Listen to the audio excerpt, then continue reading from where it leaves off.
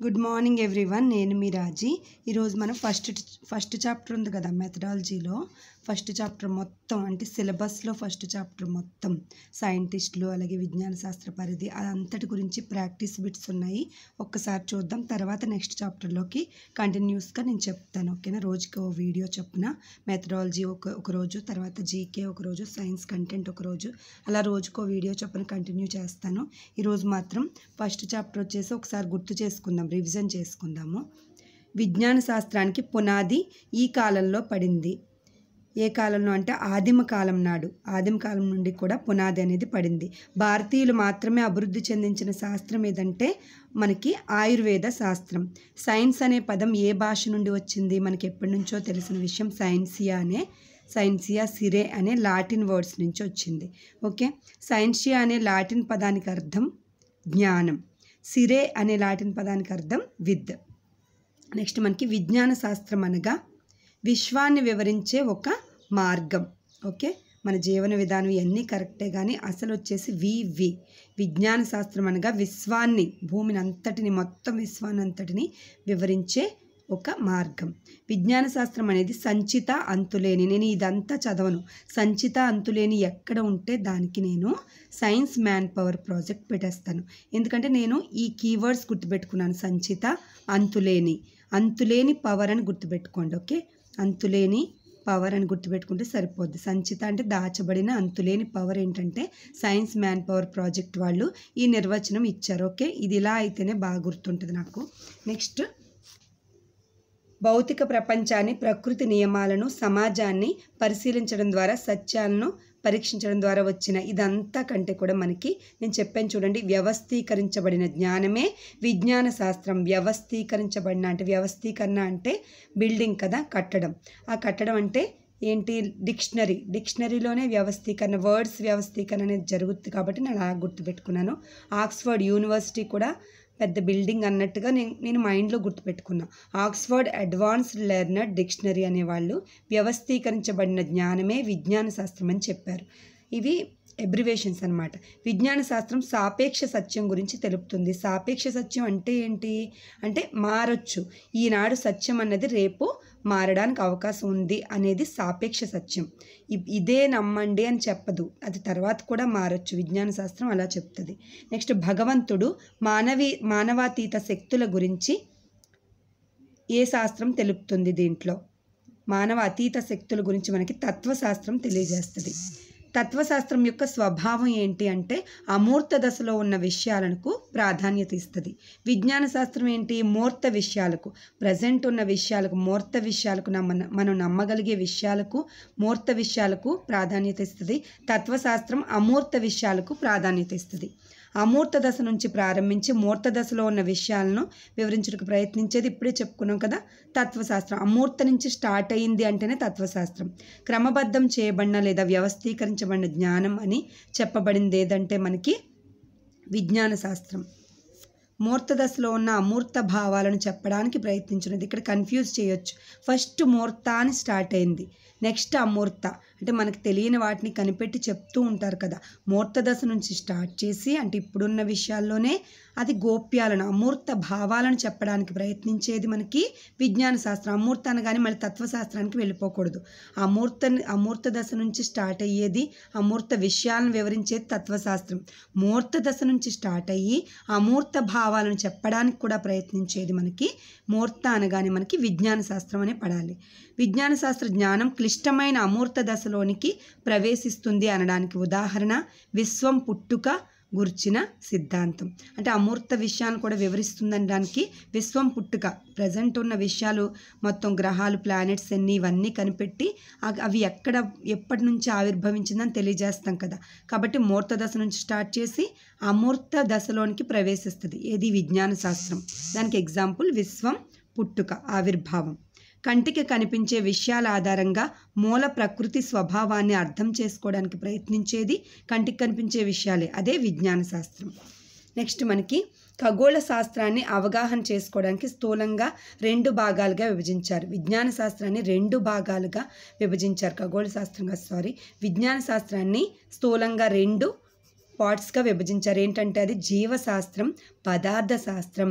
మనం ఈ రెండు అనుకుంటాం ఫస్ట్. కాదు, జీవశాస్త్రాన్ని జంతుశాస్త్రం, వృక్షశాస్త్రంగా విభజించారు ఈ రెండు.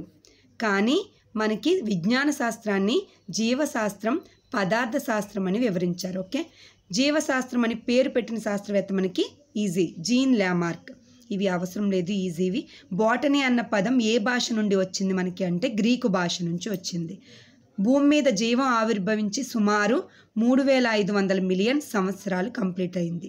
జీవశాస్త్రం కలిగి ఉండే శాస్త్రీయ ప్రక్రియలు ఏంటంటే పరిశీలన, మాపనం, దత్తాంశ సేకరణ. ఇవన్నీ కూడా జీవశాస్త్ర పరిధిని ప్రధానంగా ఎన్ని శాఖలుగా విభజించారంటే 3. అవి మనకు తెలుసు కదా. ఇక్కడ చూడండి, నెక్స్ట్ క్వశ్చనే ఉంది. జీవశాస్త్ర ప్రాథమిక శాఖలు, నెక్స్ట్ అనువర్తిత శాఖలు, అలాగే సంబంధిత శాఖలు. సంబంధిత ఈజీ కదా, మెడిసిన్ అండ్ అగ్రికల్చర్. అనువర్తిత శాఖలు ఎక్కువ ఉంటాయి. ప్రాథమిక అంటే మనకి జంతు శాస్త్రం, అలాగే వృక్ష శాస్త్రం.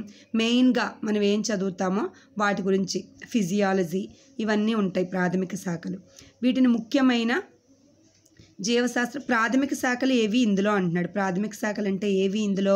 వృక్షశాస్త్రం, జంతుశాస్త్రం.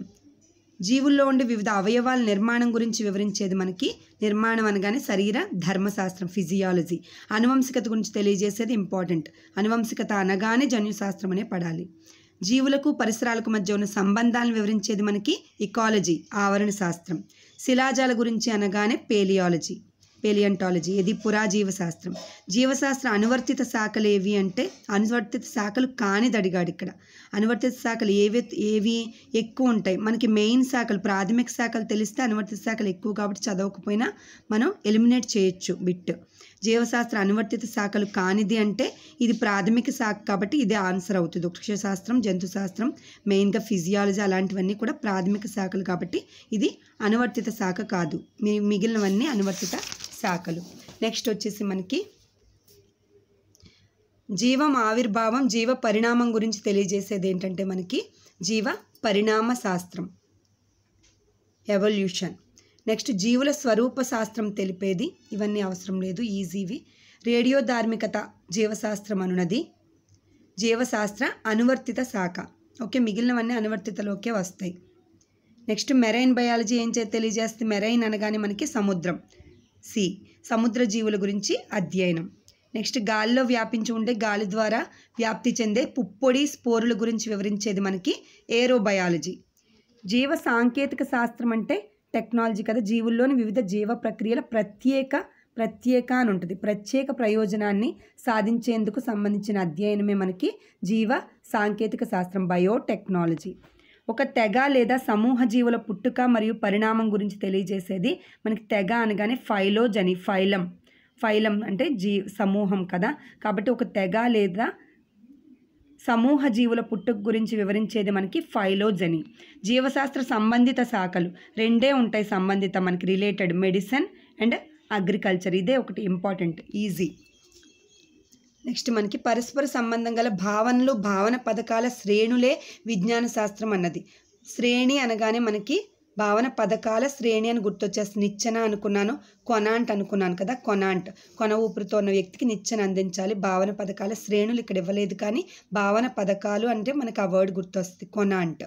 విజ్ఞాన శాస్త్ర నిర్మాణంలో ఉన్న భవంతితో పోల్చిన వ్యక్తి హెన్రీ పాయింకర్. సామాన్యీకరణాలు విజ్ఞాన శాస్త్ర సూత్రాలను నిర్మాణంలో ఉన్న భవనంతో వేటితో పోల్చారు. ఇది నేను షార్ట్ రూపంలో చేశాను. విజ్ఞాన శాస్త్ర నిర్మాణం, సంశ్లేషణాత్మక నిర్మాణం, ద్రవ్యాత్మక నిర్మాణం అని షార్ట్ చేశాను, ఈజీగా ఉంది. అయితే దీనిలో మనకి ఏవి దేంతో పోల్చారు నిర్మాణంలో అనేసి అన్నాడు. ఇది బిట్స్లో కవర్ అయిపోద్ది చూడండి. సామాన్యీకరణాలు విజ్ఞాన శాస్త్ర సూత్రాలు అనేవి మనకి పునాదితో పోల్చాడు. సామాన్యీకరణాలు ఇసుక అనుకోండి, ఉంది కదా, ఇసుక కరణాలు. విజ్ఞాన శాస్త్ర సూత్రాలు సిమెంట్ అనుకోండి, ఇటుక సిమెంట్. ఇవన్నీ పునాదిలోకి అవసరం కదా. పునాదితో పోల్చాడు సామాన్యీకరణాలు విజ్ఞాన శాస్త్ర సూత్రాలు. నిలువు స్తంభాలుగా వేటిని పోల్చారంటే సిద్ధాంతాలు. దంతాలు నోటిలో స్తంభాల వంటివి అని గుర్తుపెట్టుకోండి. ఇది కోడ్ అన్నమాట, నేను అలా గుర్తుపెట్టుకున్నాను. సిద్ధాంతాలు, దాంతాలు అంటే దంతాలు అనుకోండి, టీత్. అయితే దంతాలు స్తంభాలు, నోటిలో స్తంభాల వంటివి అని గుర్తుపెట్టుకుంటే మీకు స్తంభాలతో పోల్చింది ఏంటంటే నిలువు స్తంభాలు. మనకి ఇంటికి ఏర్పరిచే నిలువు స్తంభాలు అనేవి సిద్ధాంతాలతో సమానం. విజ్ఞాన శాస్త్రంలో అడ్డు భీములుగా పోల్చదగినది ఏది? అడ్డు భీములు ప్రక్రియలు, మనం చేసే ప్రాసెస్లన్నీ కూడా యారో మార్క్స్తో ఇలా అడ్డుగా వేస్తాం కదా. సో అడ్డు భీములు ఏవంటే మనకి ప్రక్రియలు, ప్రాసెస్. విజ్ఞాన శాస్త్ర సత్యాన్ని నిర్మాణంలో ఉన్న భవనంతో వేటితో పోల్చారంటే సత్యాలని కాంక్రీట్ ఇటుకలతో పోల్చారు. సత్యాలంటే నిజము కాబట్టి, ఇటుకలు మెయిన్ కాబట్టి మనకి కాంక్రీట్ గట్టిదనానికి స్ట్రాంగ్గా రాక్ సాలిడ్ అంటాం కదా. అలా సాలిడ్గా ఉండాలంటే అల్లు అర్జున్ చెప్పినట్టు రాక్ సాలిడ్ అంటే ఇటుకలు కాంక్రీట్. సత్యం ఎప్పుడు రాక్ సాలిడ్గా ఉంటుంది. విజ్ఞాన శాస్త్ర నిర్మాణాన్ని సంశ్లేషణాత్మక ద్రవ్యాత్మక నిర్మాణాలుగా పోల్చింది ఎవరు అంటే స్వాబ్ మరియు ఫినిక్స్, 2 సైంటిస్టులు. విజ్ఞాన శాస్త్ర సంశ్లేషణాత్మక నిర్మాణం అనగా అన్వేషణ ప్రక్రియల సమూహం. చాలా చాలా ఇంపార్టెంట్. అన్వేషణలు కనిపెడతాం కదా స్టార్టింగ్. విజ్ఞాన శాస్త్ర అన్వేషణ ప్రక్రియల సముదాయం అంతటినీ కలిపి మనం సంశ్లేషణాత్మక నిర్మాణం అంటాం. సంశ్లేషణాత్మక నిర్మాణంలోని భాగం ఏదంటే ప్రయోగ నిర్వహణ.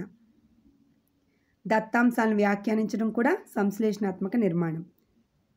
నెక్స్ట్ వచ్చేసి మనకి ఉత్పత్తుల సంచితము అంటే మెయిన్ ప్రోడక్ట్స్ ఏంటంటే మనకి ద్రవ్యాత్మక నిర్మాణం. సంశ్లేషణాత్మక అంటే తయారు చేస్తాం మనం. అన్వేషణలు అదే పరిశీలన ఇవన్నీ కూడా దత్తాంశాల విశ్లేషణ ఇవన్నీ కూడా సంశ్లేషణాత్మక నిర్మాణం వస్తుంది. మనకి ద్రవ్యాత్మక రావాలంటే ప్రాసెస్ నుంచి వచ్చిన ప్రోడక్ట్స్ మొత్తం మనకి సంచితము, ఉత్పత్తుల సంచితం మనకి ద్రవ్యాత్మక నిర్మాణం. ద్రవ్యాత్మక నిర్మాణంలోని భాగం ఏదంటే మనకి ఇక్కడ భావన, పరిశీలన, వైఖరులు, సూత్రాలు ఇవన్నీ కూడా. సూత్రం అంటే ఏదైనా కనిపెట్టడానికి సూత్రం వేసి చేస్తాం కదా, మ్యాథ్స్ కూడా. ఇవన్నీ కూడా మనకి సంశ్లేషణాత్మక నిర్మాణంలోకి వస్తాయి. ద్రవ్యాత్మక నిర్మాణంలోకి మనకి భావనలు వస్తాయి. సిద్ధాంతాలు కూడా ఇవే ద్రవ్యాత్మక నిర్మాణం. సిద్ధాంతాలు విజ్ఞాన శాస్త్రం యొక్క ద్రవ్యాత్మక నిర్మాణం. విజ్ఞాన శాస్త్ర ఉత్పత్తులైన యథార్థాలు, భావనలు, సిద్ధాంతాలు, నియమాలు అనేవి ఎందులో భాగం? ఇక్కడ చూసుకోండి. ఉత్పత్తులు, యథార్థాలు అంటే మనం కనిపెట్టిన పరిశీలన నుండి మనం ఏమి ఏర్పరచుకుంటాం? భావనలు ఏర్పరచుకుంటాం, సిద్ధాంతాన్ని ప్రకటిస్తాం, నియమాలు ఏర్పరచుకుంటాం.